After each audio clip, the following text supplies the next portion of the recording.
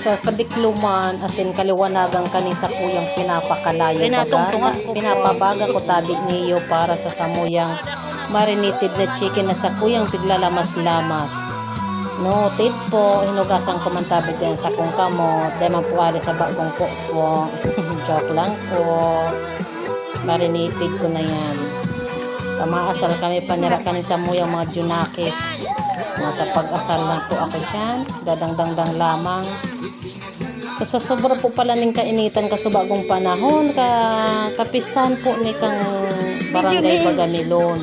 Naisipan nung po mag-irina na magdigdi kami sa kubot. Digdi kami mamanggi ta magpapresko. Kasi grabe po baga talaga kasi init subago. Inang naisipan midigdi kami magkarakan ta magpapresko lamang. Tadigdi po kaya mapresko.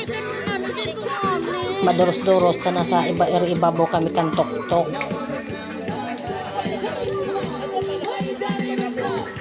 Arabang natalo dyan ang sa kuyang mga junakis. Para mo binabantayan na nindayan sa kuyang pigraralaan dyan na inaasal na chicken. Nakaabang na po talo yung kang mga tatandaan ninda kung karin ang sa inda dyan. Nasisimiton habang naluluto na. Kabarangbang diba yan nakapaikot na maray sa kuya. Nakaarabang yan kung arinda dyan ang sa indang pipilion. Yan kami dyan sa kaliwanagang kang buwang kadakulaan kang bulan talaga bangging rayaong kami dyan. Yan tabi si mga boys nagtatagay-tagay man tabi yan dyan. Ako lang tabi digyan taga-asal.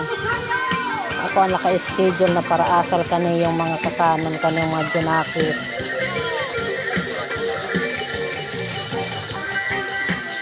Kabarangbang talagang biyo sa ko. Yan na tabi, nagkapamanggi na kami dyan. Hilingon mo tabi dyan. Ako na sa pag-video pa.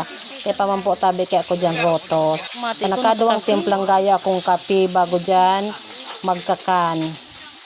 Kasi nagparainom pa ko pang init dahil sa kulog kang payo ko sa sobrang init kang panahon. Karigos lang kayo. Pang himas-mas ko talaga ang mainit na tubig o maligam-gam na tubig na iinomon. Tapos na ning sa kuyang video. Bye-bye. Thank you.